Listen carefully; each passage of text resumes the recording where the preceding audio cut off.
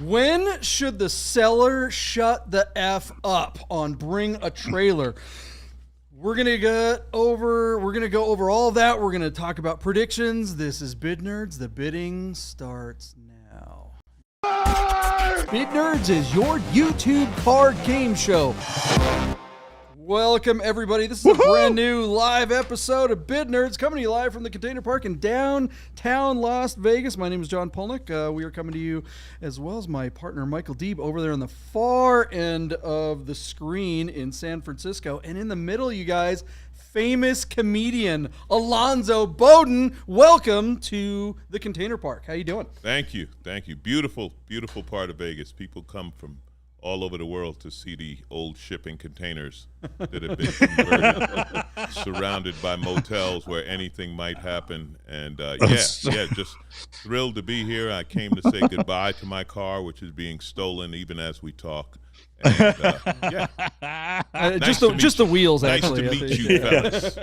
Absolutely. Right. Hey, JP, is this the first guest that we've had that is a SAG card carrying member of, the Hollywood elite? I mean, he started out that way. I don't know how it's going to be by the end of the show. They'll kick him out of the union for this, I'm sure. It has been so long since I worked a union show, they don't remember. They're not after this appearance, Alonzo, nobody's going to renew your card anyway. So I understand. I understand. Yeah, sit tight and kiss your career goodbye. I'm texting my brother to see if he'll tune in. I don't know what he's doing. Oh, yeah. But he's a car guy, too. Only he's a smart car guy. He doesn't spend money and buy them and sell them and lose it. I'm the one who does that. He just spectates.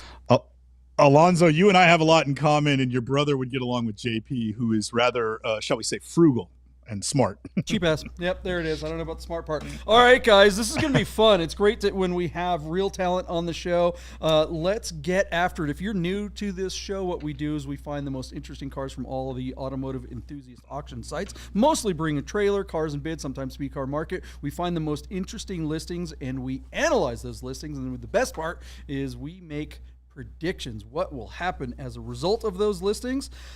We always start off every episode by going back and looking at the predictions from the last episode to see how well we did.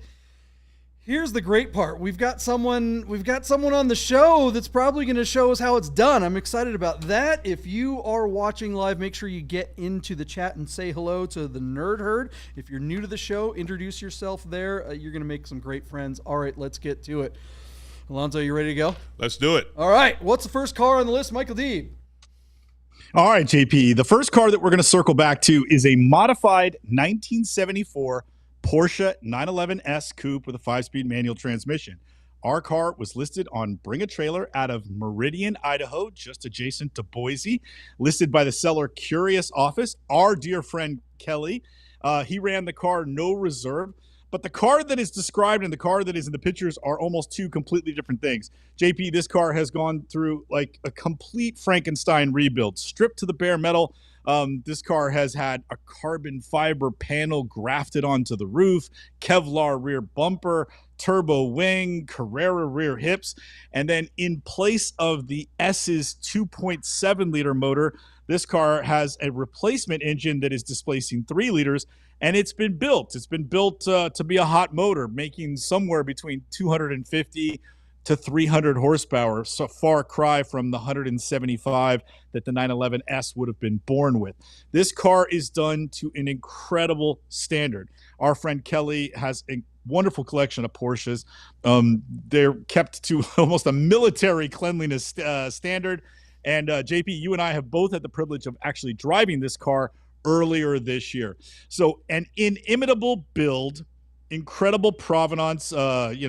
Folks like Kelly Moss and such have touched the car. Just the fact that it was in Kelly Smith's collection and he went through the car backwards and forwards and has had it for a couple of years to sort of do all the shakedown and fine tuning to get this car running like a top.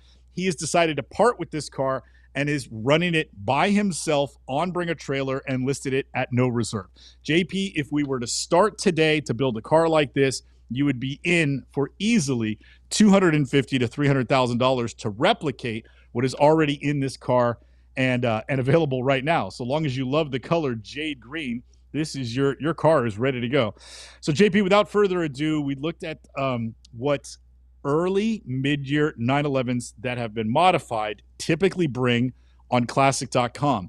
They gather all the data for us. They tell us that the average selling price of a car like this would be somewhere in the range of just $82,000. JP, knowing just how much it would cost to replicate a car like this, I thought that this car would still be a tremendous value if it hammered for $191,100. JP, you took the over. You went penny for penny what it would take to almost replicate this. And your bid was $275,000. And then we had a buddy remote from Portland, Oregon, our good friend Matt Weitzel, gentleman who owns 914 Rubber. Matt joined us remotely. His guess on this car, $265,000. So it's quite a big spread there, Alonzo. We're going to throw you to the fire. Any love for an air-cooled 911 Carrera? And when you take a look at the images that you see here, what do you think this car might have hammered for when this auction closed just a couple of days ago? So I think the thing with these cars is the more original, the more they're worth. The old air-cooled cars, the value is through the roof.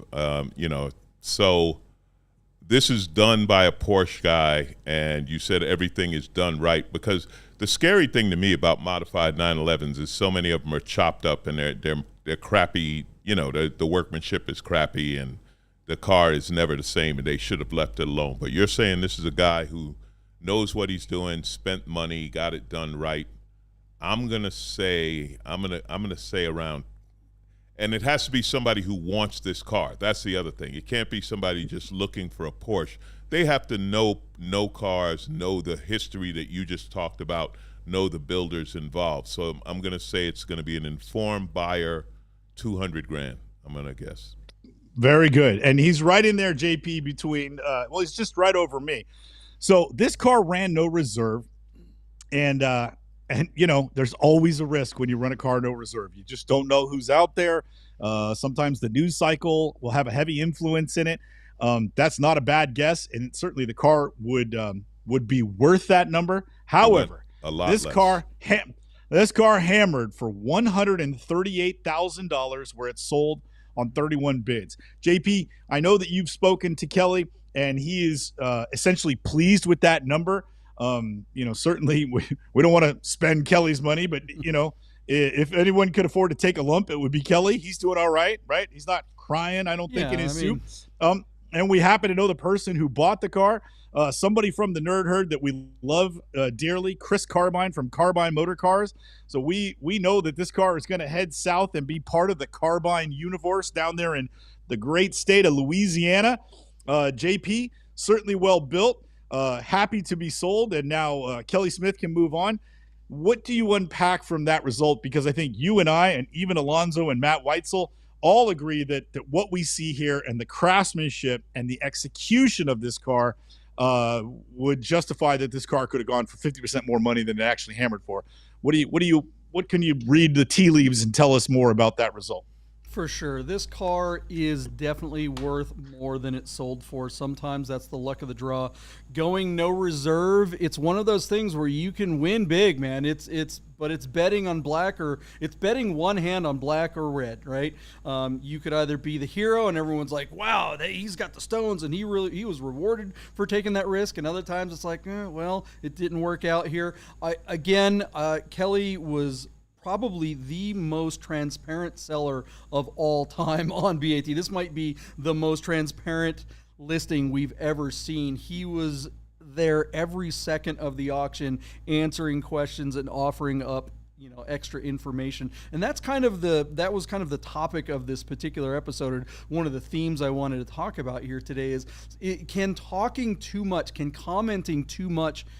during the auction process over the course of the week, can that damage the results or the potential results for your auction? I think that it goes back to like Glengarry Glen Ross, right? We've all seen that movie, Alec Baldwin out there, Coffee is for Closers. There's 5 steps of the sale.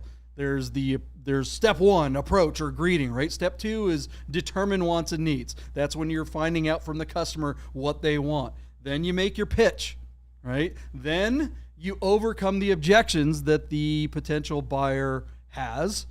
And then that's when the close comes in. And when the close comes, that's when you make basically your final pitch, and then you shut the hell up.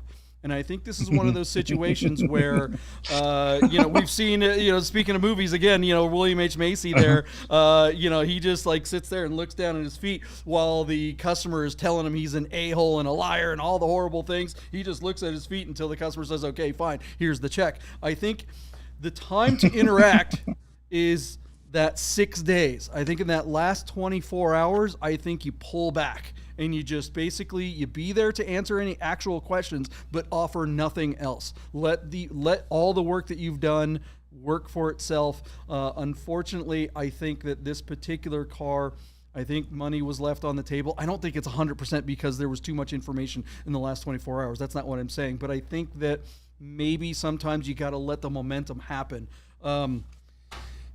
Alonzo, what do you think of the result of this car? You thought it would be worth a lot more. What do you think of all that? Yeah, I think it's worth more, but ultimately it's worth whatever someone paid for it, right? That's the bottom line. That's what it's worth, whatever someone paid for it. Again, this is a car that it's going to be a specialty buyer, right? It's not going to go to the general market.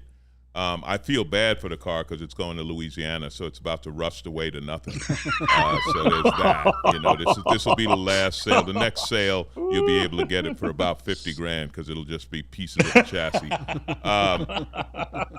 It's worth what someone's willing to pay, and I think a car like this, if you're a driver, I think this is more of a driver's car than a collector car. I hope. Sounds like it was built to be driven. If you're driving versus collecting, you're going to pay less because you're going to beat it up. And I don't mean beat it up like abuse it. I mean, I saw a thing once that some billionaire in Florida has like every 911 ever made, and he keeps them in a sealed plastic in a garage. He just has the collection. He's bought one of each, and it's the worst thing in the world. It's like these cars are just, they're just wasting away, right? They're in perfect condition, blah, blah, blah. Cars are meant to be driven. You want to drive this car. So hopefully whoever bought it will drive it until the rust, takes it apart. I'm kidding. No, I'm not actually. In Louisiana. It may not make it to rust. The flood might just wash it away. But anyway.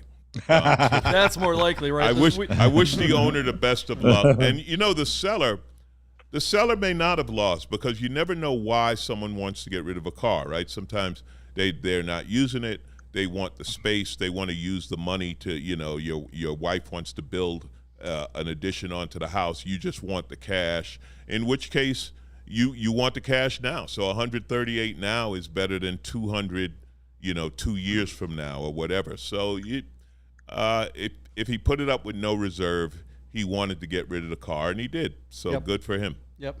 And he's in the chat right now. He's actually watching right now, Kelly Smith. He says, I think the outcome was due to the donor car, not the chatter.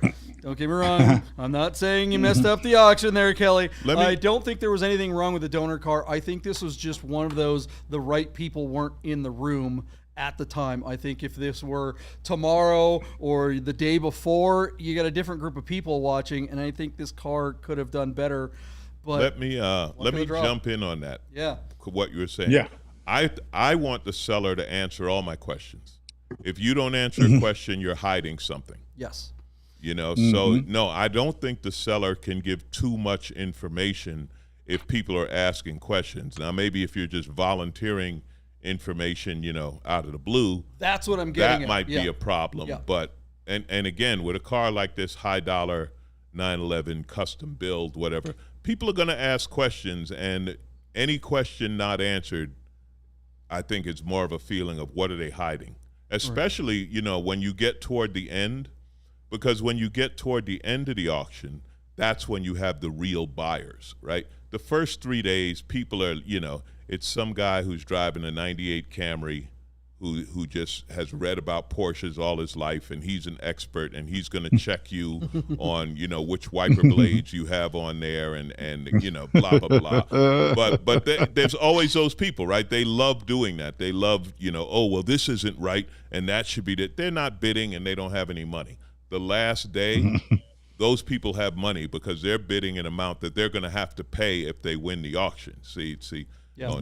you can make a bid on Wednesday because somebody's going to bid higher. But if the auction That's ends true. Saturday and you bid on Saturday, you better have some money, or there's going to be repercussions. Right. In the same vein, right? You're saying that you got to answer the questions absolutely, and I think we all agree on that.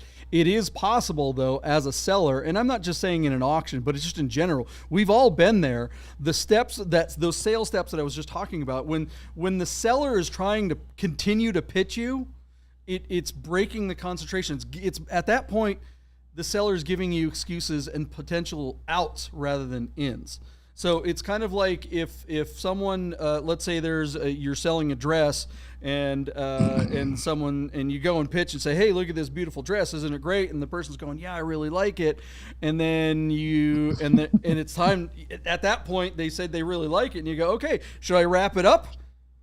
Then they go, well, yeah. And then if you say, I mean, the blue really matches your eyes. And then she's all of a sudden, oh, my boyfriend used to say that and I hate my boyfriend. So screw you. I'm out of the store, right? At some point you ask to close and then you shut the F up. If they ask another question, then you answer. But at some point, once you say, should I wrap you up?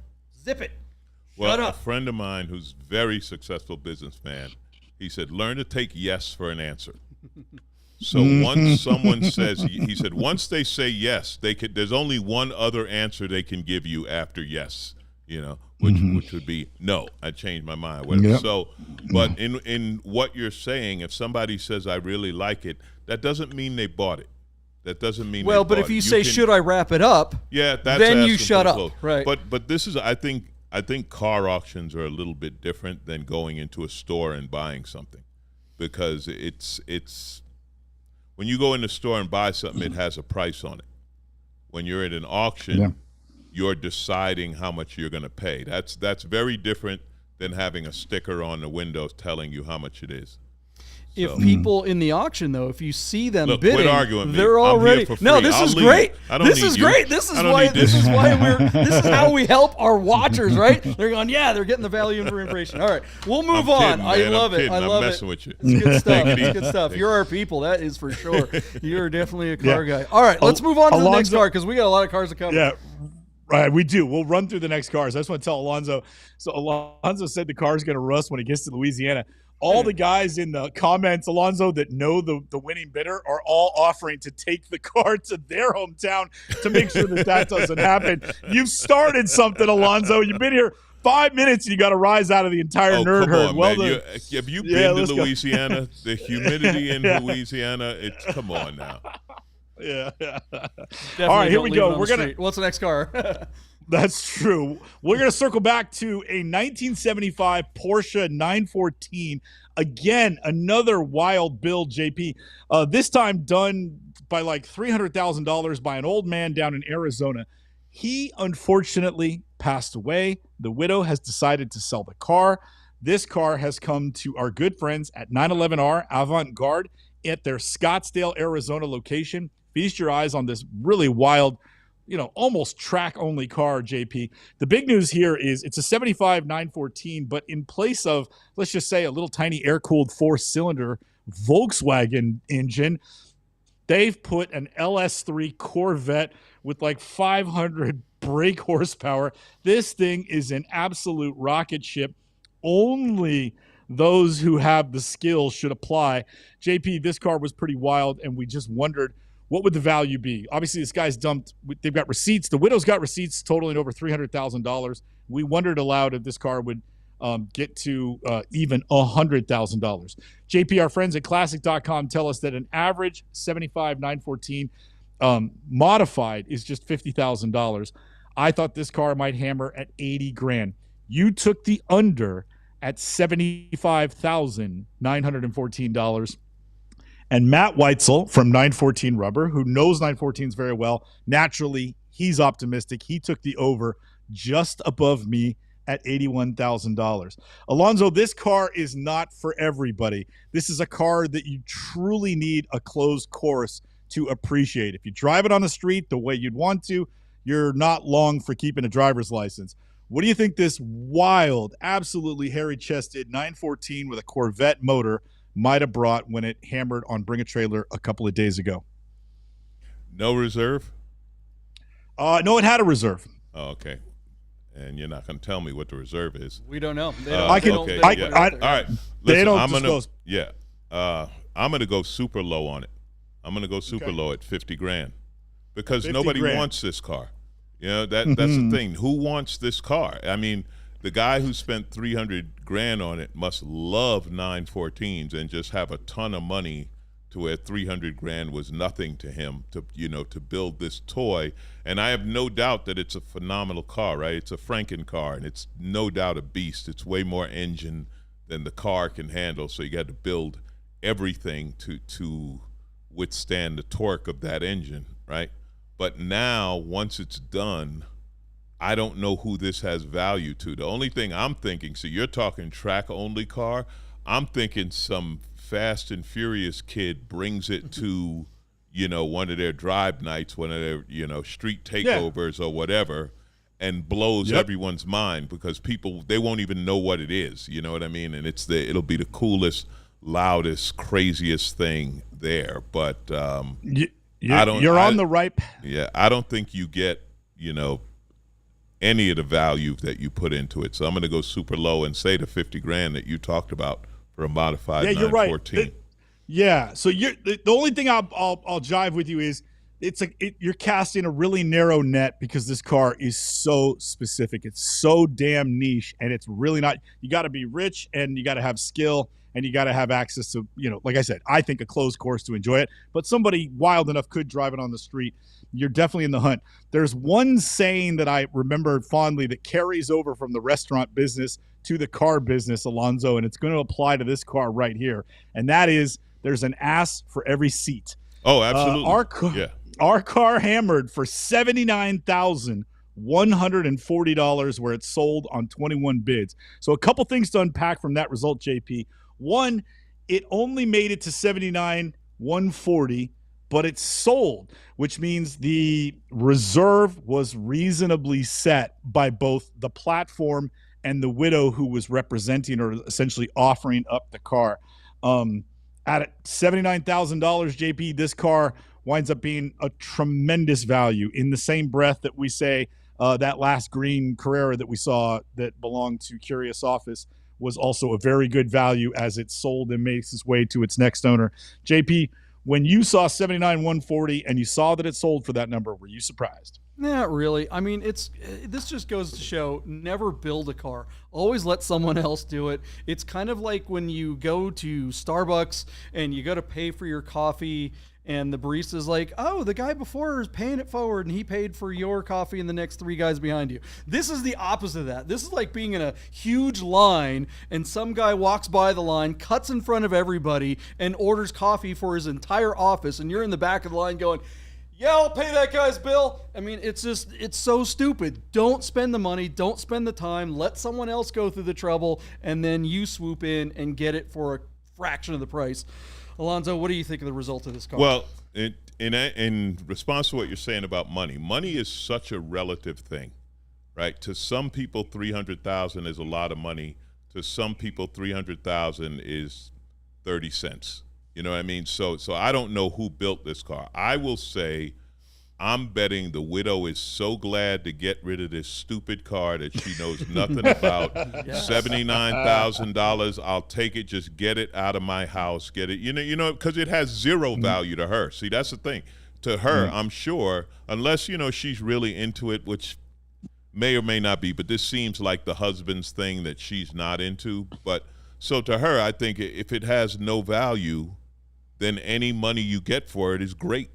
You know what I mean? You're just happy to get some money for it. It's like inheriting something that you can't use.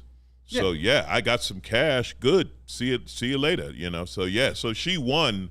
Especially if it meet her reserve. Maybe her reserve was 75 grand or something like that. Maybe it was 79 grand, and the guy said, "I'll give you an extra $140." Maybe, I don't know. But it's a win for the seller because I don't think this car has any value to her.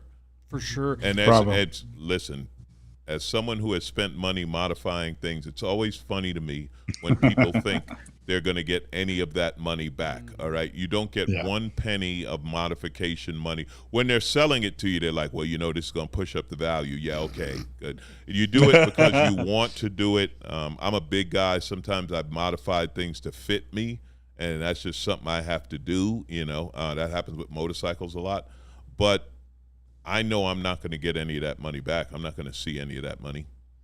Unless you want to screw over all the people that are going to inherit your assets, it sounds like don't build cars. You're going to waste the time, you're going to waste the money, and you're going to screw over everybody. But I agree with you, Alonzo. The seller definitely did well and did the right thing by not holding on to this thing, because there's no way they were going to get any more money for it. All right, let's move on. What's the next car on the list? What do we got? All right, JP, we're going to circle back to the 1988 Saab 900 Turbo hatchback with a 5-speed. The only thing remarkable about this car, JP, is it's pretty low miles for a Saab 900 Turbo. Out of Bend, Oregon, showing just 72,000 miles. This car is all stock and super clean. These cars are so loved by the people that own them. We regularly see them come to market with 200,000 miles or more. And at that point, patina takes over, and the cars just look like they've got 200,000 miles on them. This one's got 72,000 miles on it, JP, and it still looks like it's only 1 or 2 years old. And that was reason enough to celebrate this little Swedish sports car and take a closer look. We haven't seen one this clean come to market in a while. JP, our friends at Classic.com tell us that the average selling price of a 900 Turbo with a manual transmission is only $14,000. I thought this car with the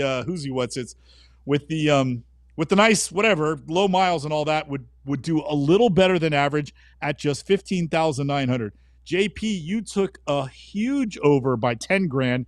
Your bid $25,900. And Matt Weitzel from 914 Rubber, his bid below yours at 19 grand. So a big spread here, Alonzo. JP went high at 25.9. He's heading in the right direction. Where's your bid? I'm going to go with your friend from 914 Auto and say 20 grand. These are cars, Saab people love these cars, and there is no logic or value to bidding. The way they love these cars, the 25 grand, I won't be surprised if it's up there. I had a friend, actually a girlfriend who I dated, beautiful woman.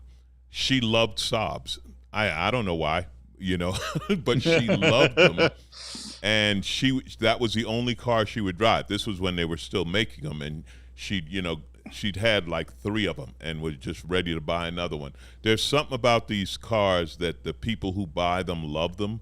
Finding one this clean, there aren't many left this clean. I'm gonna say that went for 20 grand easy. Easy. Yeah, you're heading in the right direction, but JP kind of beat you there. Believe it or not, this car hammered for $31,000 where it sold on 45 bids. 45 bids wound up being the biggest bid total of the handful of cars that we covered on the last show.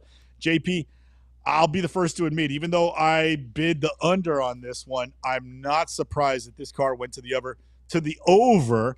For all the reasons Alonzo just stated. The Saab people are a damn cult of Swedish weirdo witches and pagans, and they love their damn front-wheel drive, born-a-jets little, wannabe sports saloons, and this one's the nicest one we've seen. While I was bearish on it, I'm not surprised by the bullish nature of that result. JP, anything else you can tell us about that result at 31 grand? That has got to be a high watermark, right? Yeah, I mean, I'm pissed because I was hoping to get it. I was hoping it would stay down there in that $7,000 or $8,000 range. I'd be able to swoop it. I'm one of those weirdos. These cars are great, by the way, and I think we're going to see a bunch more of them come out of the woodwork. I think the people that do happen to own these, and if they are in good condition, it'll be nice to see a few more hit the market. Well, unfortunately, what will probably happen is we'll see all the crappy ones try to hit the market, and everybody thinking they can get this kind of money for their 300,000-mile beat-up one. Alonzo, what do you think of the result? I think the buyer of this is the happiest buyer on your show today. The happiest buyer. And at 31 grand, it was a bargain to them. I'm telling you, these Saab people, it's one of those cars that people love these things, and when it's funny. It's one of those things when GM got involved and tried to, quote, make it better and this and that. It killed it. It killed it. They were like, no, don't change it. We want this same weird car with the key on the floor in the middle and all these crazy things about it. And they're built like tanks and they last forever. So, yeah, whoever bought this car, I'm sure they're going to be dry, unless they have a few of them. If they have a few, and it could easily be someone who has a few of them, then this might be the nicest one that they don't drive. But otherwise, somebody bought it and they're going to drive it around. And like I said, they're going to be as happy as anybody driving a 911 or a Ferrari or whatever else exotic because they love these cars. Good for them. Yeah. Good for them. If you love something much, good for you. Is there anything you could buy brand new for $30,000 that's as cool and drives as well as this? Yeah. Yeah, I doubt it. Yeah. 30 for 30? For 30 grand? I mean, yeah, I think you're spot on. The buyer of this is happier than anyone on for any of the that is a great take because it's true. And I don't know if we're ever going to see another one. All right, let's move on. What's the next car? All right, JP, we'll quickly circle back to the 1960 Volkswagen Type 2 11-window bus. JP, the big thing here that you astutely pointed out is that while the car, the bus that's restored here looks beautiful on paper, this is one of the Brazilian-built cars. And to the Volkswagen collectors, these just aren't the same. They look the same, but they're not the same. So JP's basically calling this car a clone and not the real deal because it was born out of Brazil. On Cars and Bids this time on a clean California title out of Buena Park, California. 400 miles on the odometer, true mileage unknown. It's a 1.2-liter flat four with a manual 4-speed and just bench seating. The car looks adorable, but JP is implying that the scarlet letter of the Brazilian build will hold this one back. JP, our friends at Classic.com tell us that these Type 2s typically bring 56 grand. My bid, heeding JP's warning and knowing Volkswagen's better than I do, my bid came well underneath that despite the quality of the restoration in the photos. My bid, just $39,000. JP pooped all over this car and then went and bid over me at $42,000. And Matt Weitzel from 914 Rubber, let's face it, he thinks he's a Porsche guy, but there's a lot of Volkswagen guts in everything that Matt Weitzel does. He, not surprising, took the over on JP at $43,000. So Classic tells us that they're 56 grand, Alonzo, but JP tells us that this one won't make it there because it's from Brazil. What do you think of the bus? And give us a number on that car. I'm not even going to give you a number. I'm going to call Gabe Iglesias. I'm going to call Fluffy. He's my boy. He is the biggest collector of Volkswagen buses on earth. He's got a warehouse full of these things in all conditions. He would know exactly what this is worth. For all I know, he bought it. Right? He might be the guy on the other end. I have no idea what these things are worth. This is Price is Right, not who's the next millionaire. You can't call it an honor. I need a lifeline. Alonzo, what's Gabe Iglesias' business name and where's it at? Where's he located?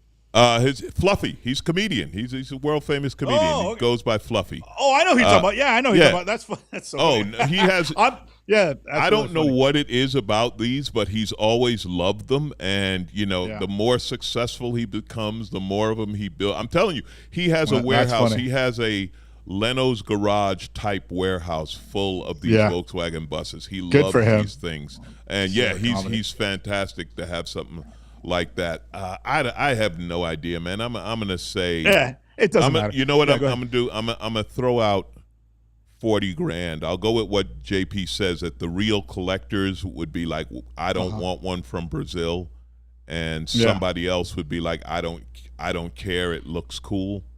I'm going to go lower on that. And there you go. And you're in the hunt. This car was on Cars and Bids, which is a smaller platform than Bring a Trailer. They're also only recently opened up their auction platform to vintage cars like this Volkswagen from 1960. JP, our car hammered for just $32,000. Where, Alonzo, it failed to sell on just 6 bids. So super low bid count, not a ton of action on this car. $32,000 wasn't enough to get it done. So JP's hunch, I mean, the audience is agreeing with JP saying that this car is not worth $56,000. but the platform and the owner certainly think it was worth more than 32. JP, what do you unpack from that result?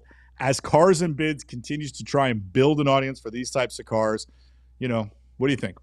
Yeah, I mean, my number was based on the platform, not necessarily the car. Yes, it is a Brazilian, so it is less. It is worth less than a real one, or one from Germany or whatever. But that said, the people on Cars and Bids aren't looking for old classic Volkswagens. Those buyers are not there. This car on BAT in this condition would have brought probably something like the $50,000 because look, the classic car average was what, 68 or something like that. A lot 56. of these, 56. A lot of these are going for hundreds of thousands of dollars depending on the condition. So this is kind of like buying one of those replica 356s out there. It may not be as good as a real one, but it gives you the look and the feel for a fraction of the money. I think there are buyers, people that would spend more money on something like this, but it's certainly not going to get the big collector money. But Alonzo, what do you think of the result? I don't think it would get collector money. I think something like this is specialized. If you're a collector of Volkswagen buses, you want the German, you want the real bus. You have no interest in one from Brazil. So I don't know who you sell this to. I was thinking that person should have taken their 32 grand and run. They may not get that much bid again. That's a hot take. Because yes, I think with cars like this, the collector who has the money, right, who has 50, 60,000 or whatever, they're going to want the real German one. They're going to want, I want one from Germany, even if it was in lesser condition and then they spent money to restore it, right? But the fact that it's a real German one versus, and again, I don't know anything about this market, but I understand that kind of thing where you're like, yeah, I want a German one, not one made in Brazil, that's not real. I'd have taken the 32 grand and said, well, take your losses, but you sold it. All right, what do you guys think? Let us know in the comments. Let's move on to the next car. What do we got? All right, JP, last car for the last show. Chris Carbine, the winner of that green Porsche. He was selling out of Carbine Motor Cars in New Orleans, Louisiana, on Cars and Bids, Doug DeMiro's site, this beautiful 2016 Porsche Boxster Spider. This Boxster is got the GT3 treatment, hot motor, manual transmission, sports seats, big brakes. This thing is the bomb. 18,200 miles. So it's low miles. It's a rare car. And Chris had a really nice one. JP, our friends at Classic.com tell us that the average selling price of a Boxster Spider in the secondary market is about $92,000. Carbine's car was doing good when we looked at it. I thought $98,000 was where this car would hammer. JP, you took the over at $100,000. And Matt Weitzel, our third nerd from 914 Rubber, his bid $102,000. So the average is 92 grand. Alonzo, what do you think this car would have hammered for just the other day? Man, this is a tough one. I don't think 18,000 is low for this. I think that's average because this isn't a daily driver. Right? People who buy these aren't putting a lot of miles on them. So I don't think 18 is high or low. I think that's average. This thing looks really clean. I have a friend who had one of these. He just absolutely loved it and loved driving it. So they're not making these anymore, right? They're not making the Spider. They made one on an updated platform. But Alonzo, when they make these special cars, they only make them for 1 or 2 years, right? And then it's about 3 or 4 years before they make a new one. Yeah, but you're saying, I mean, they're not making Caymans or Boxsters at all. They're those are right. All variants are done. Yeah. So this car, you, in other words, you couldn't buy a new one. You know what I mean? Like this is if you want this, you want this. Yeah. From what you told me at 90, I'd say 100 is fair because it looks like an above average car. Very nice. Certainly, Chris Carbine would have been happy if the car had hammered at your guys' bids, but this car hammered at $90,981 where it sold on just 6 bids. So JP, we basically got to the average, and Alonzo described it as being clean but average miles. 91,000 got it done, so that certainly Carbine had relatively realistic expectations. But when I see just 6 bids for a car that is, I know it's a little bit niche, but man, they're super desirable and they still wind up being a tremendous value. If you try to replicate this with a GT3, you're talking $2 bills. This car was under 100 and only got 6 bids. You know, do you find that as weak as my impression cars is and like, bids. damn, Cars where and was bids everybody? Cars and Bids is doing good work. They're getting better. They're raising their standards for all their sellers. They're getting people to provide better assets, better photos, better videos. And Chris Carbine is leading the way in that endeavor. But they're not there yet. This car would have got more money on a different platform. But that said, it's going to take sellers, it's going to take people to take a chance on this platform, and it's going to take a little time to get more people over here to Cars and Bids to find out that they can buy things like this. The thing is, I mean, really, if I'm Cars and Bids, I'm out there letting everybody know that not only do we have great cars on the platform, but we don't have as many eyeballs, so you have a better chance at getting a better deal because this platform is still the platform where you can buy a car under value, whereas BAT is getting a premium for everything because that's where all the buyers are at the moment. So I don't know. Yeah. Alonzo, what do you think of the result? I think a car like this, I think the reason there's a low number of bids is people are a little cautious with money right now. With everything going on, right, with the economy and society, blah, blah, blah. People are holding on to their toy budget, I think. So I can understand why this would go at 90 and not go higher. I don't know. Bring a Trailer does bring premium. They're very picky, but they're maybe pickier about what they sell. I don't know exactly how that works. I've sold a car on there, and I've been turned down with cars on there. So I don't really know. They were wrong when they turned me down, I can tell you that. Yeah, they were. And damn they've right. stopped doing that. They don't do that anymore. That's kind of like old school. BAT has opened it up to pretty much anything. I mean, if you submit it, they're going to sell it. But I think this is a car.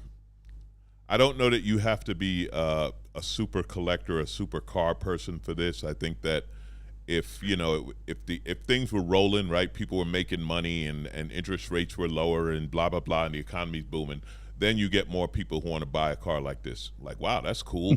It's exclusive. Oh, it's worth even more. You know what I mean? The person who wants something special but isn't the hardcore collector or educated collector. They just like the idea of having something different. There are certain people who are rich who want a toy just because they heard it's really cool to have it. You know what I mean? Mm-hmm. But they're not necessarily expert on it. And I think that's the kind of person who buys this car. You could be profiling with this car anywhere, LA, Miami, whatever. It's a Spider. You take the top off. You look at me, this or that. But a lot of those people who had that money, that flash money, don't have that flash money right now. So you have fewer buyers.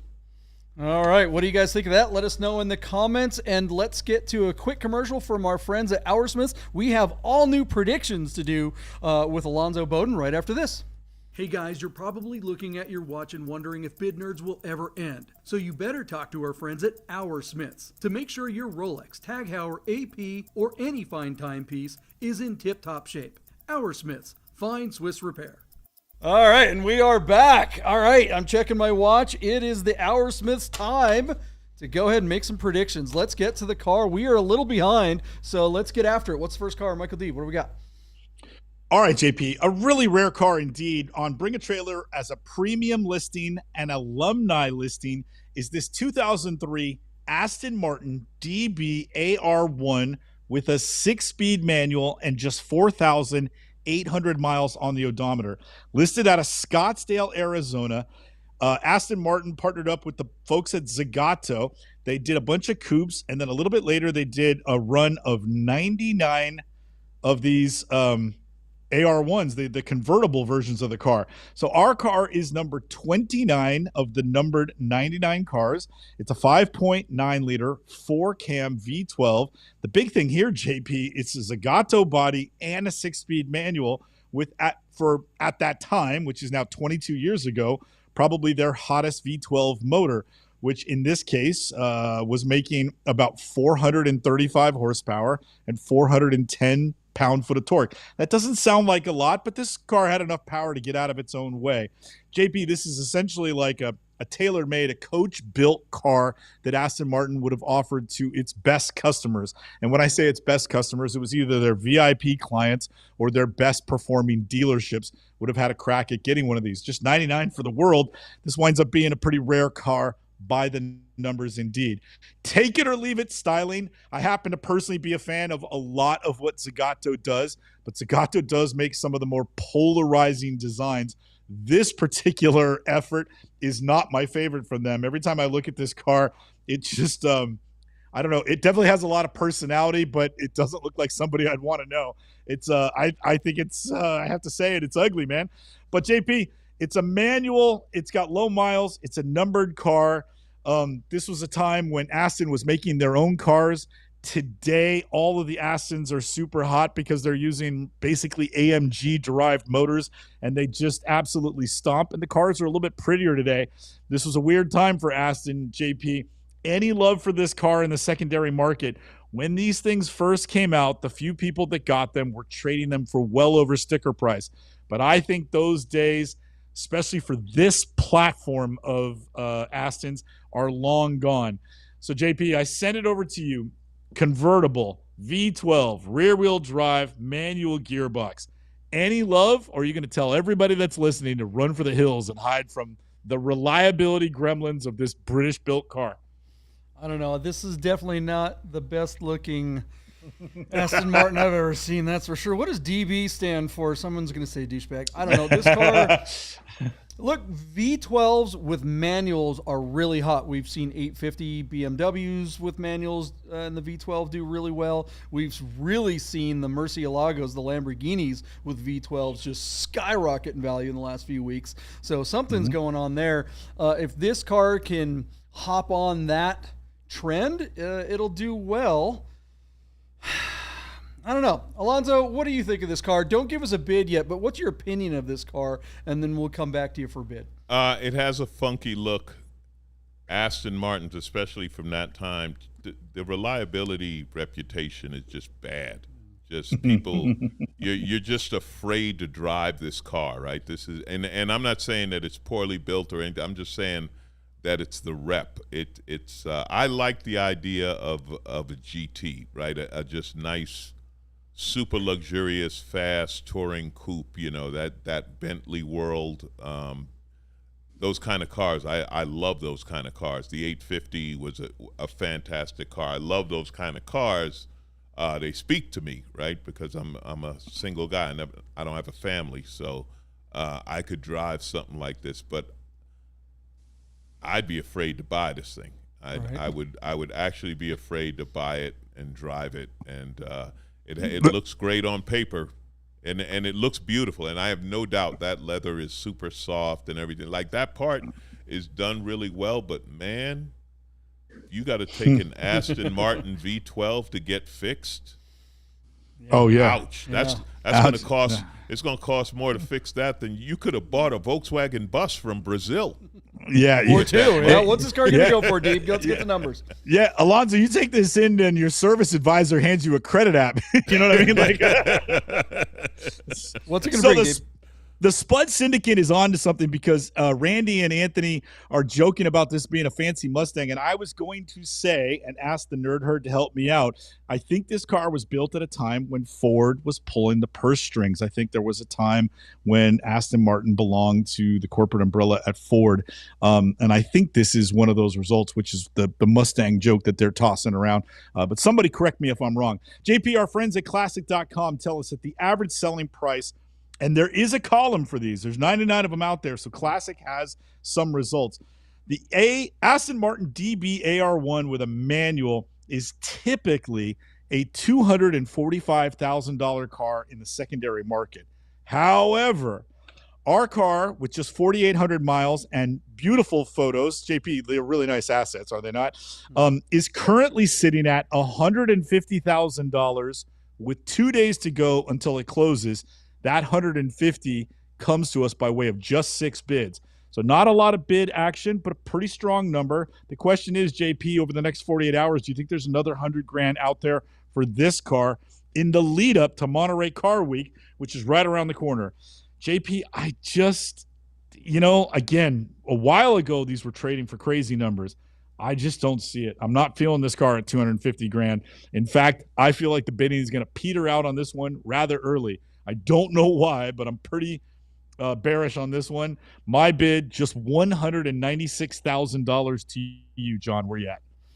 Yeah, that would surprise me if it was that low. I do still think that 3-pedal cars, big displacement, lots of cylinders, those are hot right now. I'm going to say that that is a trend, and I think that this car is much more rare than something like an 850 BMW or the Murcielago that I mentioned. It does worry me, though, when you talk about the switch gears and the buttons. You're absolutely right that they were sharing parts with all kinds of... It wasn't just Ford. I mean... We talk way too much about Porsches on here. Tell me that ain't a Boxster stereo right there that they just rebranded with Aston Martin. I mean, not even kidding. It's a CDR 220 is what that is. I model the stupid stereo. I do think it's going to break 200 though, because it is a super rare car. It is limited and has 3 pedals. So I'm going to say 225 and hand it off to Alonzo. What's your bid? I'm going Alonzo. low. Alonzo, before you bid, one of the guys in the nerd herd is saying that he doesn't think this car will get another bid. So in stark contrast to JP taking the over at 225, Alonzo, I just wanted to arm you. There's some folks in the herd that think this car doesn't even get another bid with 2 days to go. So go ahead, Alonzo. Sorry to step on you there. What's your number? That's what I was going to say. Not many people want this car. So if like I think it would run up to 200 if there were 25 people fighting to get it. No, they're not fighting for this. The person who bid 150 is thinking, yeah, if I get it at this, it's okay. I'm gonna say 175. My head says 160, but listening to you guys' numbers, I'm gonna say 175. But I think that somebody wants to buy it. They're like at 150. They're sitting and waiting. And at the last minute, they'll say, "Okay, I'll give you 160," and you'll slam the gavel, and you'll drive it off, and you won't make it home. By the way, when you're driving it off, you won't make it home, but you'll have a beautiful car on the back of a flatbed, and it's a lot. This is that thing, right? When you have that, okay, so Ford buys Aston, updates the factory, whatever. Do you have the reliability of a Ford or not? You know what I mean? Like there's that thing of that in-between period where, like you're talking about, like, okay, we got some Ford parts here, but we got some Aston parts here. We have some people who know how to make this. Other people don't know how to make it. They're just coming off the assembly line type of thing versus a craftsman type of thing. So you're really not sure what you're getting. And then when you have a body built by another company and you have, putting it together, the assembly, right? Who's assembling this? Is it who you want it to be, that old guy in England who's been doing this all his life and is very particular about it? Or is it some guy who just got transferred from Detroit and like, where the hell am I? England. Yeah. So I'm gonna say 175, even though my head's saying 160. All right, guys, lightning round. We're getting near the end of the show, and we still have a couple more cars to go. So, Deeb, let's do the next 3 fairly quickly, and let's get after it. What do we got?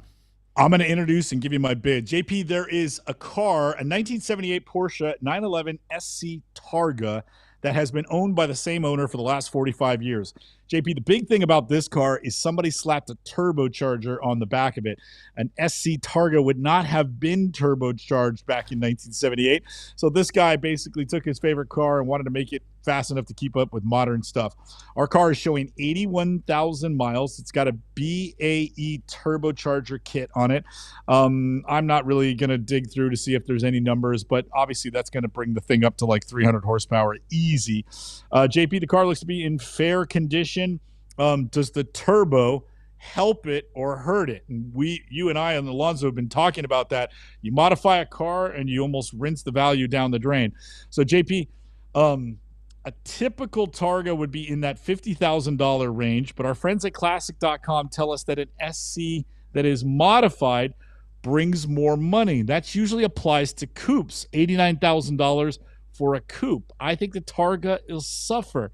So while our car is currently sitting at $30,000, $250, and it doesn't close for another 4 days.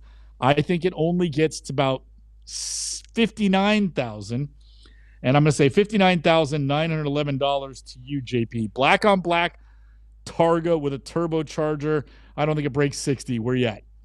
Yeah, if this were a recent mod or a mod that was done in the last, call it 10 or 15 years, it'd be a different story. But this is one of those situations where the seller modded his car, and I think he's actually gonna get the money out of it because he did it so long ago. BAT rewards long-time ownership. This car has been owned by the same guy for 40-something years. The seller is now in his 70s, so I guess that makes him a septuagenarian. And he's been really forthright in his comments. He's got great engagement in the auction. So, and people are really responding to that. I think this car is gonna do well. I'm gonna say $68,000 and hand it on to Alonzo. What do you think?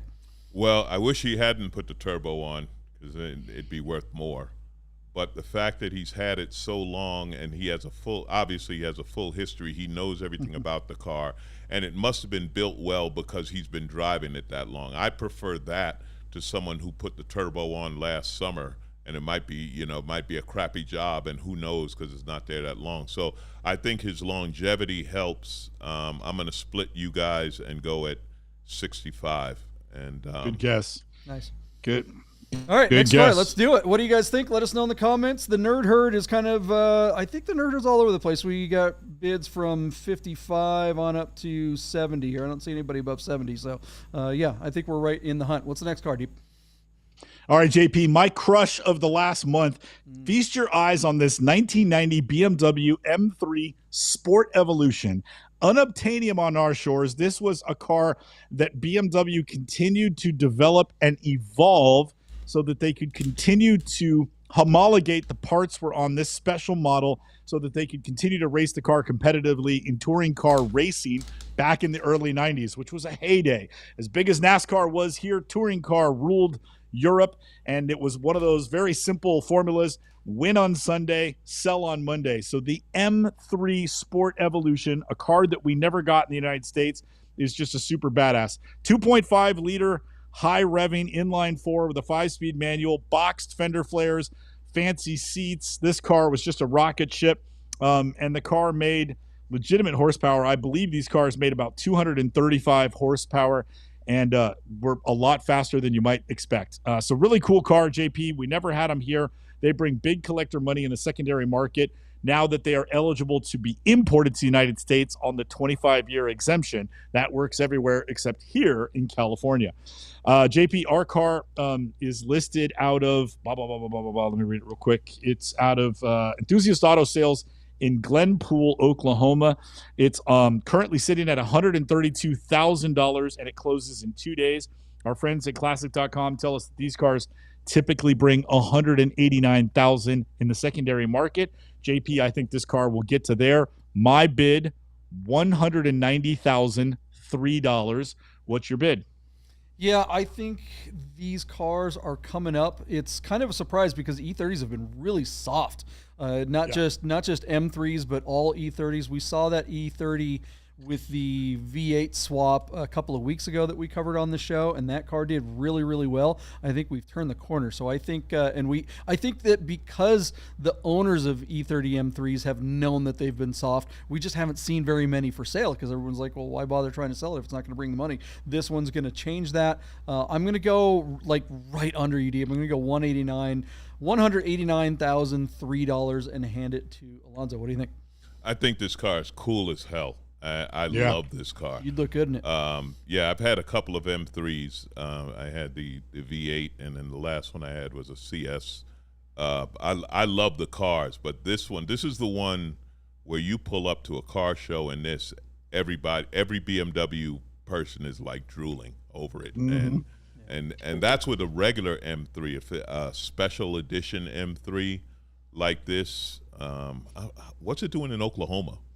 Yeah, good question. What the hell's it doing in Oklahoma? My God. Waiting to get sold. They run To out you. They run out of trucks. You're a world famous comedian. This car should be coming to Vegas. I want to see it at Cars and Cafe at the end of the month. Yeah, I'm not that funny yet. Tell some more jokes. I'm gonna go high end on this because it is, as you said, unobtainium being a European car. I'm gonna go 195. Bravo. And you might have the most ground to cover. That's all right. 195 is a good guess. JP, we got time for one more? One more. Let's do it. All right. I hope you guys like to speak French. I picked one just to throw JP off. It's a 1989 Peugeot 405 MI16 with a 5-speed manual. We have covered one or two of these back in the day. Rarely seen in running condition ever in the last this century. Let's say that. JP, this car is listed out of Olympia, Washington, but the big news here is the car runs and drives, and it's only got 43,000 miles on the odometer. So it's a little 1.9 liter inline four with a turbocharger, 5-speed manual, front wheel drive, cool little body kit to these. About 150 horsepower. They were great back in the day. They're probably not exciting now, but this one's really clean, and we never see them come up for sale. Our friends at Classic tell us that if you can find one, it's about $9,000. This one's sitting at just $1,800 and has 2 days to go until it closes. But JP, I have a sneaky suspicion this car will do well because it's the nicest, cleanest, lowest mileage one we've seen come to market. This is going to shock you, but I think this car is going to sell for $12,405. It's at $2,000 now. What's your bid? Yeah, is this going to be like the Saab, or are there a bunch of Frenchies who just love stuff like this, and we're going to see this thing skyrocket up to $30,000? I don't think so. Yeah. I don't think there's nearly as many people that are hiding out loving these things. I'm going to say $7,500. $7,500 and hand it off to Alonzo. Oh man, I don't think who's sitting around saying, "Man, I hope a Peugeot comes up for sale." Boy, I'd really love to grab me a clean Peugeot. Is this the car that you buy and have in the wings so you can get the Aston Martin home and just have this on the side, somebody drive behind When you? you said this car was in Washington, I was like, that fits perfectly because there's just weird cars up in Washington. You know, there's a lot of weird old, cool, funky stuff that people there will drive, you know, and you could take it to Portland and sell it. Beyond that, it ain't going anywhere. Hey, I don't know who's, God bless them, whoever's laying around looking for a Peugeot. I say if you get $5,000 for this car, you better take that $5,000 and run. Put it in a Bitcoin or something. All right, that is a good bid. Let us know what you guys think. All right, Alonzo, you made it through an entire episode of Bid Nerds without walking out, so we appreciate that. Where can we? What? Yeah, go ahead. I would never walk out on you. I'm just wondering if my bike's still there. Yeah. I mean, probably. This is a weird part of Vegas. To those listeners who have no idea where we are, we're just outside of downtown Vegas. The gentrification is happening. I like to go to places when the gentrification's done. Okay, just but well, it started here and now it was receding. And it's like there's kind of cool and funky stuff here, but there's still some sketchy, weird stuff here. So it's a cool little part of downtown. I joke about it, but I'm actually down here. I'm down here enough to know it. Yeah. So it's kind of cool. Alonzo, the show is fun. Oh yeah, sorry. Go ahead. No, I was going to say the show was fun. I'm happy to be. I didn't know what to expect. I thought we were going to be going through the comments and making fun of those. I could do that all day because again, I love the comment. I'm going to conservatively say 70% of commenters have no interest in buying, no money, no interest in buying. They just like to talk, or to test themselves on what they know. So yeah, cool show, man. Thanks for having me on. We will definitely have you back on if you want to come back. Where can people see you and your show? You've got to be coming up in all kinds of shows. I'm touring all the time. Next Friday, the 25th, I will be in Burbank at Flappers Comedy Club. The first weekend of August, the 1st and 2nd. I'm going to be in San Francisco. I'm going to be at Cobb's August 1st and 2nd. AlonzoBodden.com, the website has a schedule. And ZoFunny on Instagram is where I post everything, so I'm easy to find out there. Awesome. Right on. In San Francisco. I'm gonna make Dee buy you dinner at his restaurant. There you go. Yeah, absolutely. Let's go, Alonzo. Say what's up. All right. Yeah. Good night, Celeste. Go to bed. All right, guys, we will see you Sunday night. Thanks, everybody.